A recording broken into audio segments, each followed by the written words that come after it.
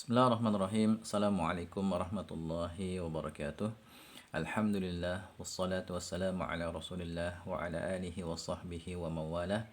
Amma ba'du. Ikhwani wa akhwati fillah rahimani wa rahimakumullah insyaallah taala. Pada kesempatan kali ini kita akan lanjutkan kembali majelis kita, majelis belajar bahasa Arab 5 menit. Pada kesempatan kali ini kita akan mengenal istilah khabarun muqaddamun. Khabarun muqaddamun artinya khabar yang posisinya dikedepankan, dan mubtadaun muakharun, mubtada yang posisinya diakhirkan. Pada asalnya ya, mubtada terletak di depan. Setelah mubtada itu ada khabar seperti ini. Ya, ar-rajulu ustadzun. Laki-laki itu adalah seorang ustadz. Di sini rajulu mubtada, ustadzun khabar. Jadi mubtada dulu disebut, setelah itu khabarnya. Namun ada beberapa kondisi ya di mana nanti khabarnya itu harus dikedepankan. Ya, posisinya dikedepankan ya. Diletakkan duluan, setelah itu baru diletakkan mubtada. Nah, khabar yang posisinya dikedepankan dinamakan dengan istilah khabar muqaddam, dan mubtadanya namanya mubtada muakhar. Nah, di antara kondisi yang khabarnya itu harus dikedepankan adalah kondisi ketika khabar berupa syibhul jumlah dan mubtadanya itu berupa isim nakirah. Ya, isim nakirah. Ya, kalau sebelumnya kita belajar bahwasanya mubtada itu ma'rifat, khabar nakirah. Nah, nanti kalau misalnya mubtadanya itu isim nakirah sedangkan khabar yang berupa syibhul jumlah, maka ya khabar harus dikedepankan seperti ini. Ya, fil madrasati, ini susunan syibhul jumlah ya, sudah kita pelajari pada video sebelumnya.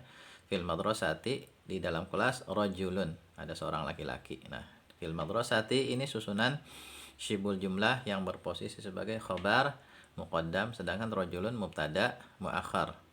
Ya, fi-nya sendiri adalah huruf jar, al madrasati masbuk bi harfil jar, dan susunan fil madrasati ini namanya syibhul jumlah yang berposisi sebagai khabar muqaddam, rajulun mubtada muakhar. Kemudian kalimat baru ar-rajulu mubtada, ustadzun khabarnya. Contoh lain lagi misalnya amamal fasli, di depan kelas, talibun, ada seorang siswa.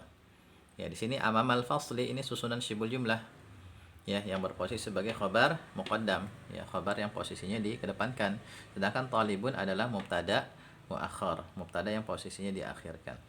Adapun amamanya di sini adalah dzarab, makan sekaligus mudhaf, al-fasli mudhaf ilaih. Kemudian susunan amam al-fasli namanya syibhul jumlah yang berposisi sebagai khabar muqaddam. Sedangkan at-talibu zakiyun ini susunan biasa ya, at-talibu mubtada, zakiyun khabarnya. Ya.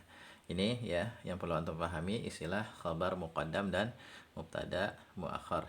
Nah, nanti kita bisa membuat sebuah cerita pendek dengan dimulai dari susunan syibhul jumlah yang berposisi sebagai khabar muqaddam, kemudian mubtada muakhar yang berupa isim nakirah. Seperti ini misalnya fil madrasati rajulun, ar-rajulu ustazun. Ya, di dalam kelas ada seorang laki-laki. Laki-laki itulah seorang ustadz. Kemudian bisa kita jelaskan yashrahul ustazud darsa amamat tullabi. Ya, ustadz itu sedang menjelaskan pelajaran di hadapan para siswa ya, seperti itu ya. Bisa juga misalnya ya fil qaryati, di desa itu, fil qaryati baitun, ada sebuah rumah, al baitu kabirun, seperti itu, rumah itu besar ya, susunan seperti itu. Kemudian kita ceritakan lagi misalnya si fulan tinggal di rumah itu bersama keluarganya dan seterusnya. Jadi kita bisa menyusun sebuah cerita pendek yang diawali oleh ya syibhul jumlah yang berposisi sebagai khabar muqaddam. Setelah itu ada mubtada muakhar yang isim nakirah. Insyaallah nanti akan kita bahas pada pertemuan berikutnya ya, contoh penerapan susunan kalimat seperti ini untuk membuat cerita pendek ya. Semoga bisa difahami ya. Assalamualaikum warahmatullahi wabarakatuh.